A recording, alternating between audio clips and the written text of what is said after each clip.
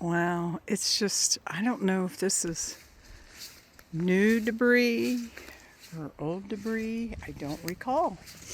I don't remember seeing all these trees the last time I hiked here. It was in the winter. It was cold.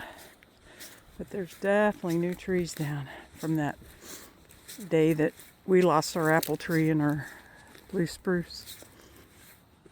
Oh my gosh. But the trails are open. You just might have to do a little work around in little spots. I'm cleaning up litter. So far, not too much. I appreciate that. I just don't understand why people litter on the trail.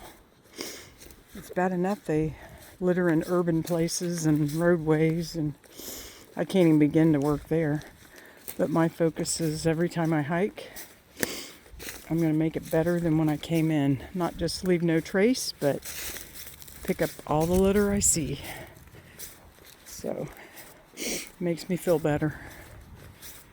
Might sound crazy, but it does.